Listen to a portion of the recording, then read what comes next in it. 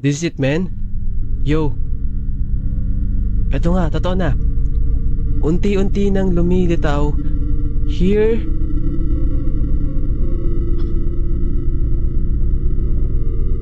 Wow. Man. Look.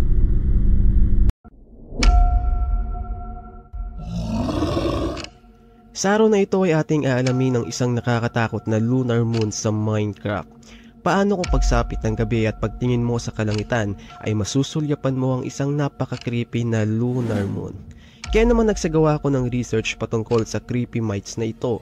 Kaya't isang desisyon ang nabuo sa aking isipan. Totoo kaya ito? Para mapatunayan ay kailangan natin itong subukan ng 3 AM. Gamit ang seed na lunar moon ay papasukin natin ang mundong ito at maging handa sa posibleng pagpapakita ng nakakatakot na lunar moon.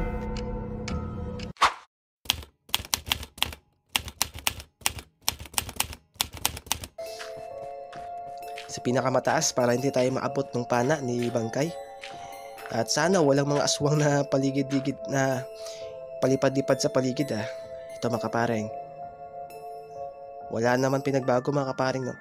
Teka, asan yung buwan? So doon banda mga kapareng, kung nakita niyo yung buwan, bilog siya. At wala naman pinagbago. Ganun pa rin naman yung itsura niya. So hindi ko alam, hindi gumana sa atin yung seed. Siguro mga kapareng na mas nakakatakot siguro kapag gumana no. Ano kayang pakiramdam na ganun yung mangyari, di ba? Pero mga kapareng wala. So wala talaga siya.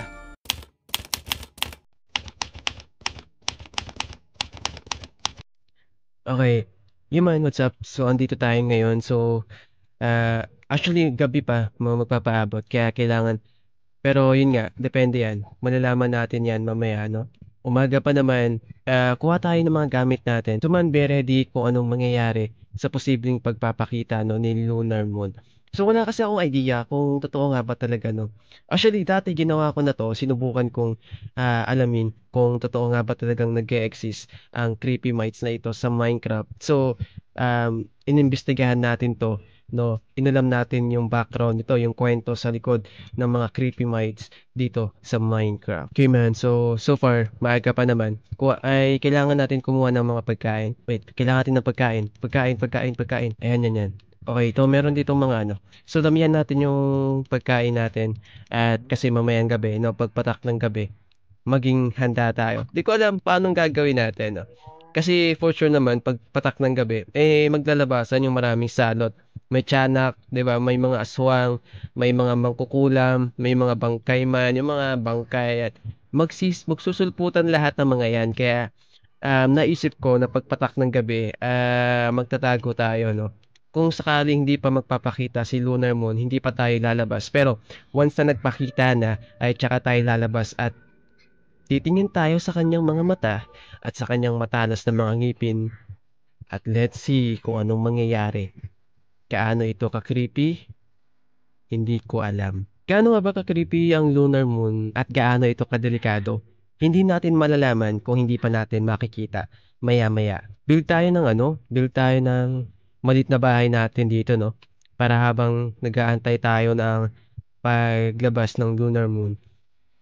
So yun. Actually, ang oras natin ngayon ay 3 AM. And let's see kung anong mangyayari. Magpapakita ba ito? At yun nga, may mga nabasa kasi ako na sinasabi na bukod daw sa hindi lang magpapakita ang lunar moon, kundi may mga misteryong mangyayari sa mundo mo, sa world mo dito sa Minecraft or sa player like you. Pero we don't know, hindi natin sigurado. Kaya diretso tayo gawa tayo ng maliit na bahay habang nag-aantay tayo ng pagpatak ng gabi. Pero maghahanap muna tayo ng mas magandang pwesto kung saan natin pwedeng itayo, no? O, may cave dito. O, teka, dahan-dahan, baka mahulog tayo. Dahan-dahan, baka mahulog tayo. Hindi, kailangan natin ng pickaxe. Kailangan natin makakuha ng mga iron. Kaso wala naman tayong makuha ang iron eh. Try natin puntahan sa baba. Kaso, mahihirapan tayong umakyat nito pag nasa baba tayo Maaga pa naman, so yan. Hanap muna tayo. Oh, teka, sobrang dilim. Wait.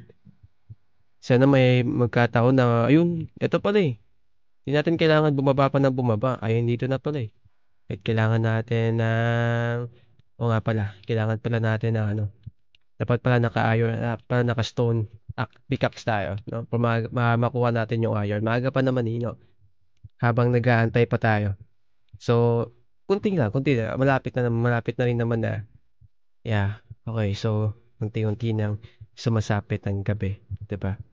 Kunin na natin yung ano, lapag natin 'to dito yung crafting table natin, kuha tayo ng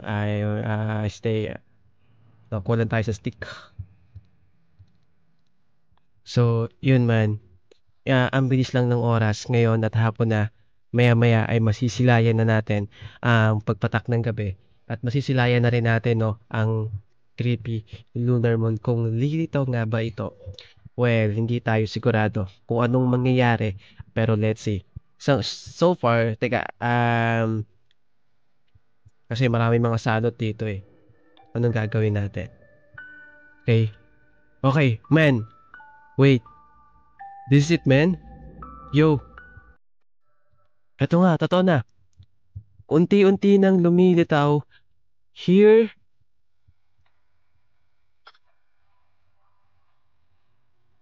Wow, man, look.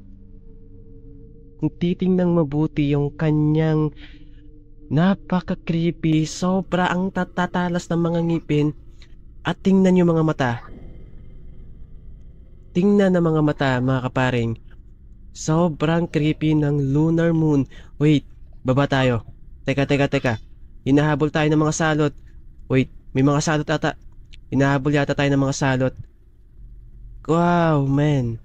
Kung titingnan mo sa malapitan, ito. Eh, di ko alam kung anong dulo nito, no? Kung saan natin siya kung saan natin makikita siya ng harap-harapan. Wait, kasi teka, may the legendary man. Legendary man, alis ka dyan muna. Meron na akong pinagmamasdan. So, look, teka, may bundok yata doon. Puntahan natin. Taka tayo sa may bundok. Hinahabol tayo ng the legendary man, eh. Nagugutom na rin kasi tayo. Kaya yun, dandahan. Kaya mabagal yung takbo na. Teka. Teka muna. So, ito, man, pagmasdang maigi ang lunar moon. Ang creepy nung kanyang itsura kung makikita natin. Wow. So man, that's it. Maraming salamat sa panonood. Huwag kalimutang mag-like and subscribe sa ating YouTube channel at pakipindot na rin ang notification bell para updated kayo sa mga next upload natin. So, yun lang. Huwag kalimutan. Bye-bye.